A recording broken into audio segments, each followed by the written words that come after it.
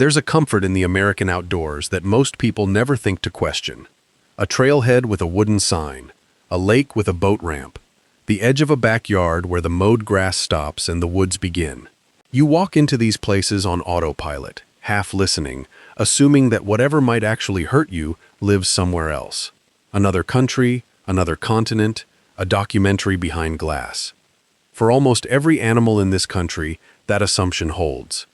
Most wild things want nothing to do with you, but not all of them. Today we're counting down 8 animals sharing your backyard, your lake, your trail. Animals that, under the wrong conditions, will not hesitate, will not warn you, and will not stop.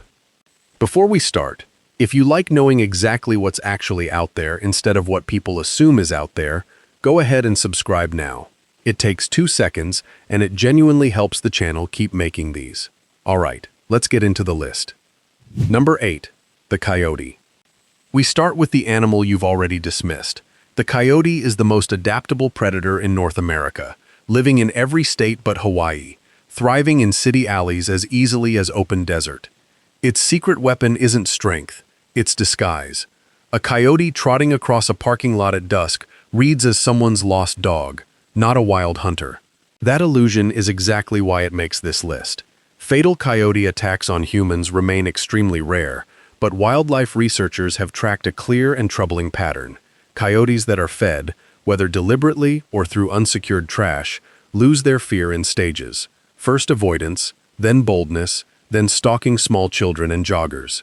The coyote earns its spot not because it's likely to hunt you, but because it proves the theme of this entire list. The animals that turn on us are almost always the ones we taught not to be afraid of us. Number 7.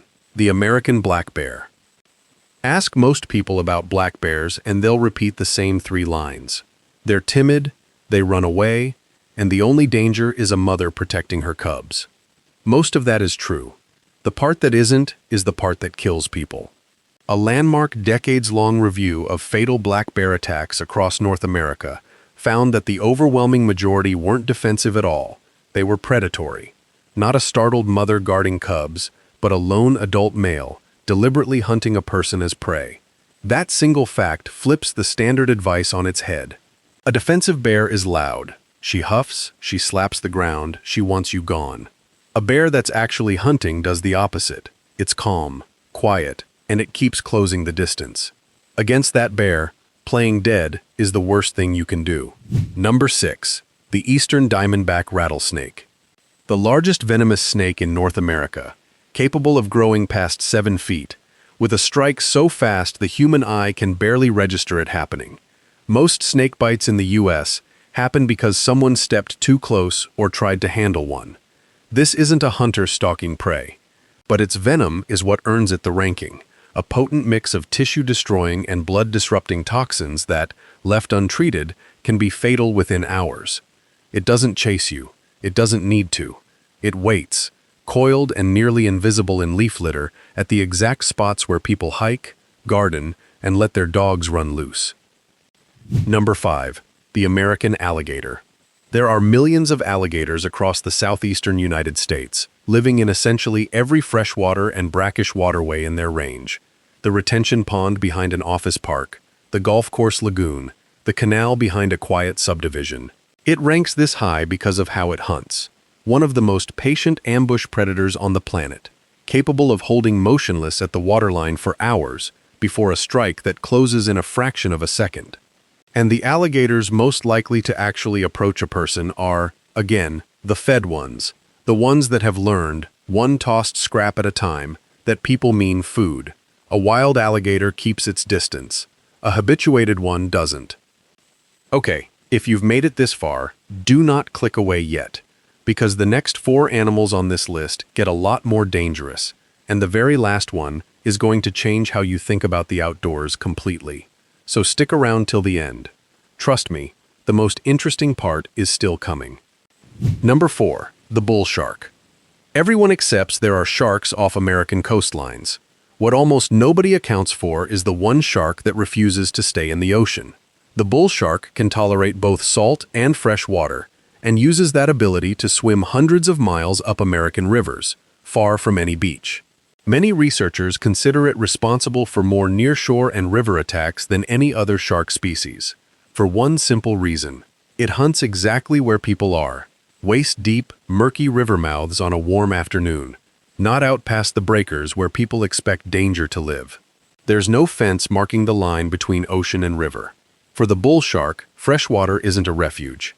It's just more hunting ground. Number 3. The gray wolf. For most of the 20th century, the official line on wolves was simple: a healthy wild wolf has never killed a person in North America. That belief was repeated as settled fact for decades, and it turned out to be wrong. A small number of documented fatal wolf attacks in Canada and Alaska share the same disturbing pattern: wolves that had spent time feeding on human garbage, gradually losing their fear, testing the humans nearby before anything fatal happened. These deaths remain genuinely rare among tens of thousands of wolves across the continent, but the mechanism is the same one running through this entire list. Habituation is the accelerant. A wolf that no longer sees people as separate from food is a wolf that has crossed a line most people were told didn't exist. Number 2. The mountain lion. The most complete ambush predator in the lower 48. Tens of thousands roam the western United States, and the overwhelming majority of people who live their whole lives in lion country never see one.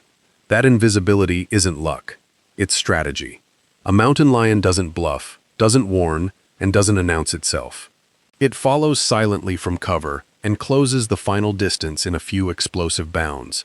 Confirmed fatal attacks remain rare, but the pattern inside them is consistent. The victims are almost always alone, often moving quickly: a jogger, a child who wandered a little ahead of the group, because movement is exactly what triggers the chase. The snarling, backing away cat you see in viral videos is a frightened animal, warning you off. A lion that actually means to hunt you gives no performance at all. With this animal, the first sign you were ever prey is usually the attack itself. Number 1. The grizzly bear. At number 1, an animal almost nobody underestimates, and yet the exact way it can turn on a person is still widely misunderstood. Fewer than 2,000 grizzlies remain in the lower 48, concentrated mostly around Yellowstone and the mountains of Montana. Meeting one at all is unlikely, but when a grizzly does turn on a human, the distinction that matters is the one most people get backwards.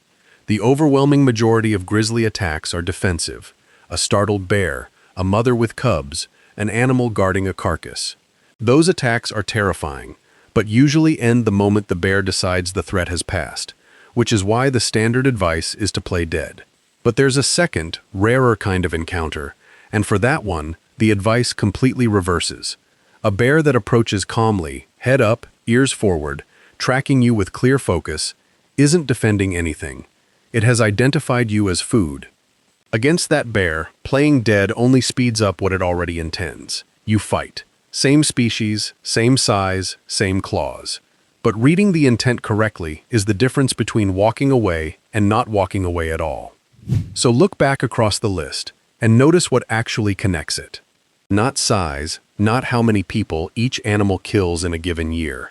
The thread running from the coyote in the driveway to the grizzly on the ridge is one quiet capacity: the ability to stop seeing a person as a threat to avoid and start seeing a person as something to eat. And in almost every case on this list, we're the ones who open that door. The unsecured trash can, the tossed piece of food, the quiet certainty that the wild thing out there would never actually cross the line. Turns out, under the right conditions, it will.